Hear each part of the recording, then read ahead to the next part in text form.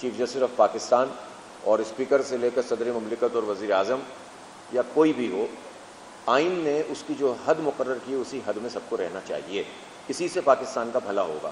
تو یہ بات تو ہم پہلے دن سے کہہ رہے ہیں۔ تو کوئی بھی ایسی چیز جس کے نتیجے میں کسی بھی ادارے کو زبردستی جو ہے وہ کوئی چیز اس کے حق میں کروائی جائے وہ قابل قبول نہیں ہو سکتی۔ تو ہم نے تو ان تمام امور کے اوپر بات کی ہے، اور لیکن سیدھی بات یہ ہے کہ اگر یہ نہیں ہو سکتا کہ ہم فوج اور عوام کے درمیان تصادم والا راستہ کوئی اختیار کریں، یہ ہم افورڈ نہیں کر سکتے، پاکستان افورڈ نہیں کر سکتا، فوج افورڈ نہیں کر سکتی۔ اور یہ فوج کو، ان ادارے کو بھی سمجھنا چاہیے کہ ایسی کوئی بھی چیز جس کے نتیجے میں یہ فاصلہ بڑھے وہ پاکستان کے لیے، آئین کے لیے اور پاکستانی فوج کے لیے، سب کے لیے، عوام کے لیے، سب کے لیے نقصان دہ ہے۔ تو میرا خیال ہے کہ آئین نے سب کے لیے بہت اچھا طریقہ اختیار کیا ہوا ہے، دیا ہوا ہے، ہمیں سب کو اس کو فالو کرنا چاہیے۔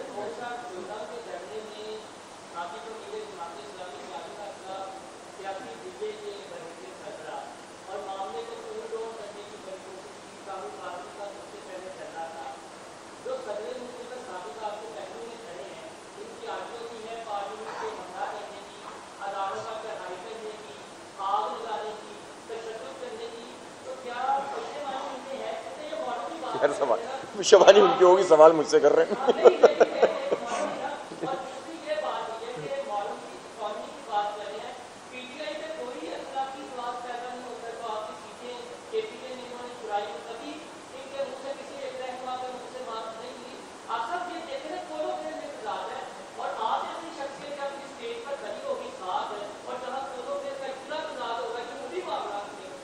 آپ کیا کہنا چاہ رہے ہیں؟ سوال نہیں، یہ کہہ رہے ہیں کہ آپ مجھ سے تھوڑا سا دور کھڑے ہو،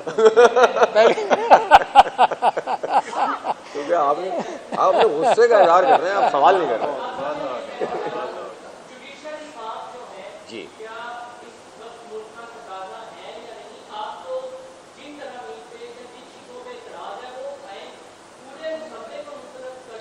مکمل اعتراض ہے، ان ٹوٹو ہم اس کو ریجیکٹ کرتے ہیں، کیونکہ انٹینشن خراب ہے، جمہوریت دشمنی ہے اور اجارہ داری قائم کرنے کی کوشش ہے۔ اس لیے ہم اس چکر میں پڑیں گے ہی نہیں، اور ہم ایسی تمام جماعتیں، آپ نے تذکرہ بھی فرمایا، ان سے بھی یہ درخواست کریں گے کہ آپ شقوار مطالعہ نہ فرمائیں، اس انٹینشن کو سامنے رکھتے ہوئے اس کو مسترد کر دیں۔ جو بھی شقوار مطالعے کی شوق میں اس وقت ہیں، ان سے میری درخواست ہے کہ کلیتاً اس کو مسترد کر دیں۔ اچھا، صرف آپ سے نہیں، ایک منٹ، صرف میں ان سے وضاحت کر لوں۔ انہوں نے سوال کیا کہ میرا کوئی آڈیو موجود ہے جس کے اندر میں نے کہا کہ گھسو، توڑو، بڑھو۔ آپ نے وہ آڈیو سنا ہے یا سنی سنائی بات کر رہے ہیں؟ اچھا سنا نا، نہیں آڈیو سنا ہے۔ دیکھو آپ نے آڈیو کی مثال دی دھنیا کے، ٹھیک ہے نا۔ بس میں آپ سے یہ کہہ رہا ہوں کہ وہ میں نے خان صاحب کو وہ آڈیو میں نے آن کیا، میں نے خان صاحب کو کال کر کے کہا کہ لوگ جا رہے ہیں، آپ ان کو روکیے، اور خان صاحب فوراً سٹیج پر گئے۔ 5 منٹ بعد اس کی آڈیو تو ٹیلی ویژن پہ موجود ہے کہ یہ حرکت نہیں کرو اور ہٹ جاؤ بس۔ تو میں کہتا ہوں کہ کبھی کبھی مس انفارمڈ ہوتے ہیں، آپ پورا سن لیجیے گا، پھر یقیناً یہ سوال جینوئن ہوگا۔ دوسری بات آپ نے یہ کہا کہ جی ساری جماعتیں اس انداز سے چلیں کہ جو اس وقت آئین کے اعتبار سے جو شب خون مارا جا رہا ہے اس پہ یکساں ایک موقف اختیار کریں، اسی لیے ہم یہاں حاضر ہوئے تھے۔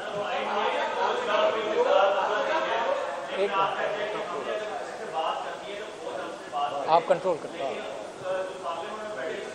باری باری۔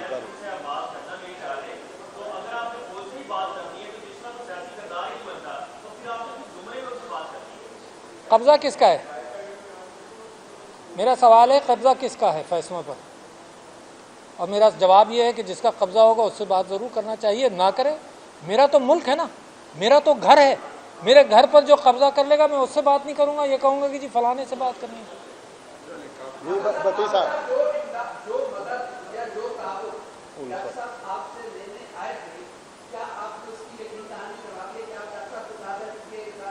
یہ مدد اور دینے، مدد لینے کا مسئلہ نہیں ہے، یہ پاکستان کے آئین کا معاملہ ہے، پاکستان میں جمہوریت کا معاملہ ہے، اور وہ سب کے لیے۔ آج جو لوگ حکومت میں ہیں، آپ کے خیال میں یہ ان کی مدد نہیں ہے کہ اس قانون سے ان کو روک دیا جائے؟ کل ان کے ساتھ جو کچھ ہونے والا ہے وہ ہمیں سب کو پتہ ہے، اور اس سے کہیں زیادہ بدترین ہوگا۔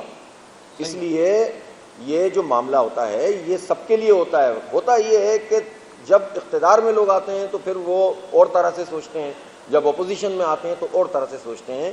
اس طرح کے مواقع پر اگر یہ ریئلائزیشن تمام جماعتوں میں ہو جائے کہ سب آئین اور جمہوریت کو ہی اوپر رکھیں گے تو سب کی بچت ہے. وقتی فائدہ لینے کے لیے 47 پہ آ جاتے ہیں, 45 کی بات ہی نہیں کرتے, اور اس کے نتیجے میں پھر بعد میں پھر بھگتیں گے وہ. تو ہم تو ان کی بھی بات کر رہے ہیں. جی بٹی صاحب باری ایک منٹ.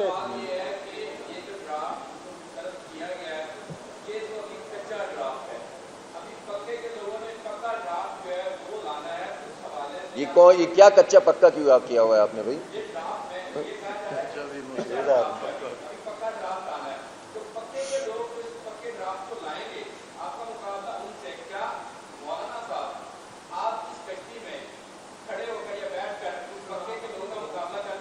یہ جب آپ باورچی خانے سے جو آملیٹ آیا وہ اتنا خراب آیا کہ باورچی کہتا ہے یہ تو میں نے پھینکنے کے لیے تیار کیا تھا.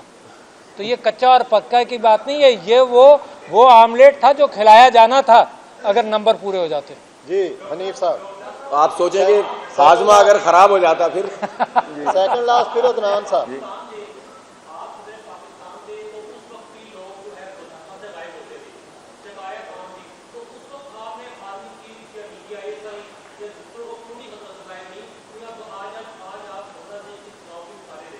جی میں آپ سے یہ کہنا چاہتا ہوں کہ پچھلے دنوں لوگوں نے, آج کل ٹیلی ویژن پر یہی بحث ہوتی ہے, نہ میں فرشتہ نہ کوئی اور فرشتہ. جب کوئی قتل ہو جائے تو لوگ کہیں جی یہ تو حابیل اور قابیل کے زمانے سے چل رہا ہے, اب کیوں سوال کر رہے ہو؟ بھائی جان تعداد دیکھی جاتی ہے. اگر کوئی کہے کہ کرپشن ہے پاکستان میں, امریکہ میں نہیں ہے, تو میں کہوں گا وہاں کم ہے, پاکستان میں زیادہ ہے.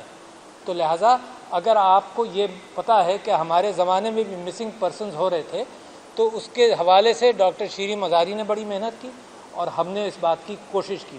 مگر یہ سسٹم جو پیچھے چل رہا ہے, یہ سسٹم جب بھی موجود تھا اور اس کے اثرات بڑے مہلک نظر آ رہے ہیں.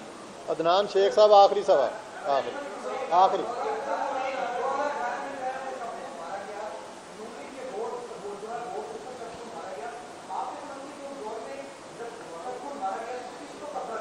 میرے خیال سے 5-6 سیٹوں پر مارا گیا ہوگا, مگر اب تو سینکڑوں سیٹوں پر مارا گیا ہے شب کو. تو لہٰذا ختم کریں اس بات کو. شکریہ. بہت شکریہ.